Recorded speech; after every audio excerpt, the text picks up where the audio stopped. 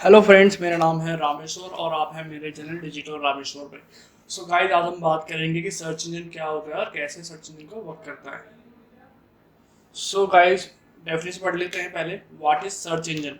A search engine is a software that collects and organise content from all over the world. जो search engine एक software है जो collect करता है data को और ऑर्गेनाइज करता है ऑल ओवर द वर्ल्ड से। सेकंड डेफिनेशन से तुम्हें एक क्लियर समझ में आ जाएगा। A search engine is an online tool that searches from results in its database based on the search query keywords submitted by the internet user. Thus, results are usually websites that systematically match with the search query. तो मतलब क्या है, search engine एक online tool है। Okay, सो जो search query के base पे वो जो इन्फॉर्मेशन वो प्रोवाइड करवाता है और रिलेवेंट जो भी निकल के आता है। ठीक है, सिस्टमेटिकली जो मैच करता है सर्च क्वेरी के हिसाब से, वैसे ही वो जो सर्च इंजन है वो उसका आंसर देता है। आप कह सकते हैं कि आंसर.com, जैसे कि आंसर हो गया, लाइक क्वेश्चन वाली साइट बोल सकते हैं इसे। So there are many search engine on the market, while the most widely used in Google। मतलब बहुत सारे सर्च इंजन हैं इन मार्केट में, बट जो मोस्टली यूज होता है वो गूगल यूज होता है। Many website browser such as Chrome, Firefox, Safari और Edge usually comes with a default search engine set as a home page और स्टार्टिंग पेज। ओके, अब जैसे कि बहुत लोगों को गूगल की फुल फॉर्म नहीं पता। गूगल यूज कर रहे हैं सालों से, कितने दिनों से, बट गूगल की फुल फॉर्म नहीं पता। सो जो गूगल की फुल फॉर्म है वो है global organisation of oriented group language of earth. How search engine works? There are many some difference in how the search engines work, but the fundamentals remain the same. Each of them has to do the following task: crawling, indexing और creating result।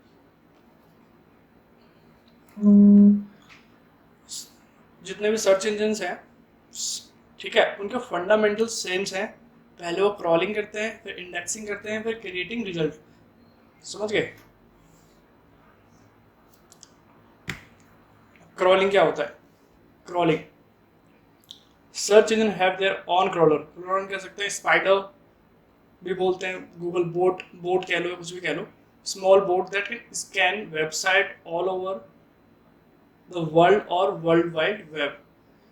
These little boat can scan all sections, folders, subpage, content, everything they can find on the website। जो crawl को जितना भी आपकी website में मिलता है, pages हो गए, कंटेंट हो गए, ठीक है, जो भी पिक्स हो गए, जितने भी, वो सबको क्रॉल करके स्टोर कर लेता है। अब जैसे कि हम बताएंगे, आगे में पढ़ेंगे indexing. Indexing, so one the boats crawl the data. जब एक बार वो क्रॉल कर लेता है, स्पाइडर और जो भी कह सकते हैं आप, स्क्रॉलर, क्रॉलर, स्पाइडर कह दो, बोट कह दो, ठीक है। जब वो क्रॉल कर लेता है डाटा, तो इस टाइम फॉर इंडेक्सिंग, वो इकट्ठा करने का टाइम आ जाता है। The index is basically on online library of website. मतलब एक ऑनलाइन लाइब्रेरी में वो स्टोर कर लेता है। जैसे एक हमारी लाइब्रेरी होती है ना, सपोज जैसे कि आप मे बी जो एसएससी वाले जो स्टूडेंट्स हैं वो क्या करते हैं, वो लाइब्रेरी में जाकर पढ़ते हैं, क्योंकि कुछ बुक्स ऐसी होती हैं जो वो सारी बुक्स नहीं खरीद सकते, तो वो एक लाइब्रेरी ज्वाइन कर लेते हैं जहाँ से वो जो इन्हें नीड होती है वो वहाँ से वो बुक ले लेते हैं। ऐसे ही गूगल का भी एक, कह सकते हैं, ऑनलाइन लाइब्रेरी होती है। सपोज जो भी क्वेरी होती है वो उस स्टोर में से, जितनी उसकी लाइब्रेरी है उसमें से निकाल के इंटरनेट यूज़र को दे देता है। कैसे, अभी मैं प्रैक्टिकल आपको बताऊंगा। Your website has to be indexed in order to be displayed in the search engine result page. Keep in mind that indexing is a constant process. Crawler come back to each website to detect new data। Simple से थोड़ा समझो, जो ये crawling का है, ये कह सकते हैं कंसिस्टेंट में रहता है। ऐसा नहीं कि आपके एक बार हो गया तो उसके बाद वो स्टोर नहीं करेगा। वो जैसे भी उनको 7 डेज में, 14 डेज में, जैसे भी जो क्रॉलर है वो आपकी वेबसाइट पर आता रहता है, जैसे उसे दिखता है कुछ नया डेटा आया है आपकी वेबसाइट पर या न्यू कुछ कंटेंट डाला है तो उसको क्रॉल कर लेता है और स्टोर कर लेता है उन चीज़ों को। ठीक है। Creating result. Search engine create the results once the user submit a search query. ये क्या करता है, गूगल कह लो या कोई भी जो सर्च इंजन हो, क्या करता है जैसे कि आप कोई क्वेरी डालते हो कोई भी सर्च इंजन पर, वह उसके अकॉर्डिंग जो भी उसे लगता है कि जो सिस्टमेटिकली जो मैच कर रहा है उसके अकॉर्डिंग वो रिजल्ट देता है। कैसे? It is a process of checking the query against all website records in the index. जितनी भी वेबसाइट्स हैं जो उन्होंने गूगल ने इंडेक्स कर रखी है या कोई भी सर्च इंजन ने इंडेक्स कर रखी है, उसके बेस पे जो उसे लगता है जो रिलेवेंट है उसके बेस पे वो उस क्वेरी के बेस्ट रिजल्ट देता है। Based on the algorithm the search engine picks the best result and create an order list. Simple, समझ में आया कैसे? अब हम प्रैक्टिकल कर लेते हैं थोड़ा। जैसे कि मैं कुछ भी डालता हूँ, सपोज मैंने डाला डिजिटल मार्केटिंग कोर्स,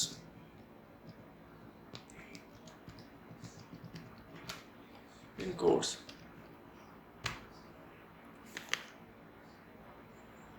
सो ये क्या होगा, बहुत सारी जो अपनी वेबसाइट्स है पहले इनको स्टोर कर क्रॉलिंग करता है। समझ में आया ना क्या गूगल कवर किया? तो पहले क्रॉलिंग करता है, फिर इंडेक्सिंग करता है, फिर क्रिएटिंग रिजल्ट, मतलब फिर रिजल्ट देता है। अब जैसे कि देखना जो रिलेवेंट रहता है मोस्टली डिजिटल मार्केटिंग कोर्स, ये तो आप कह सकते हैं ये एड्स है सारी, जैसे कि ये देखो डिजिटल मार्केटिंग, डिजिटल मार्केटिंग, ठीक है, digital marketing course, digital marketing. देख रहे जो उसे लगता है कि जो मोस्ट रिलेवेंट आंसर है इस क्वेरी का वो देता है search engine. Digital marketing course online, देख रहे हो आप? डिजिटल मार्केटिंग, ये स्लैक में भी डिजिटल मार्केटिंग दिख रहा है सारा। Digital marketing, digital marketing, digital marketing course, digital marketing course, digital marketing. देख रहे हो ये किस तरीके से दिखा रहा है? जो मोस्ट रिलेवेंट रिजल्ट है क्वेरी का वो गूगल वो चीज़ हमें दिखा रहा है। Digital marketing course, digital marketing, digital marketing, समझ में आ रहा है थोड़ा बहुत?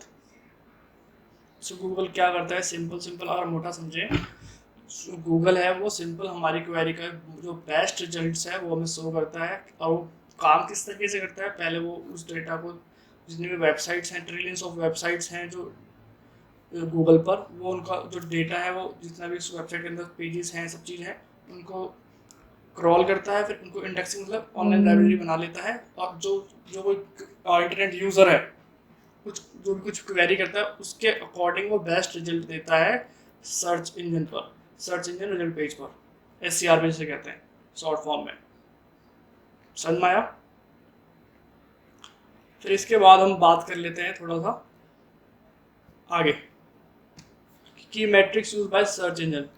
की मैट्रिक्स क्या है सर्च इंजन के द्वारा तो यूज होती हैं? लिंक्स, लिंक्स देखता है गूगल, कंटेंट देखता है और पेज स्ट्रक्चर देखता है।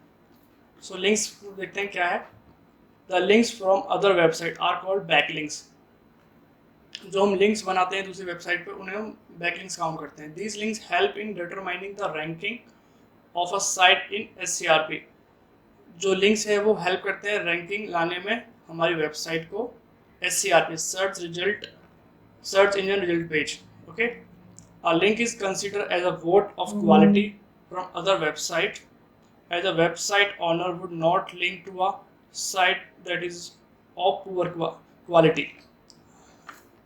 अगर मुझे लगता है कि सपोज करो कोई वेबसाइट अभी पुअर है जिसमें मैं लिंक्स, तो मैं उस पर लिंक्स नहीं बनाऊंगा। मैं मेरा जो मोस्ट ये रहेगा कि मैं जितना क्वालिटी वाले लिंक्स बनाऊँ उतना बेटर है।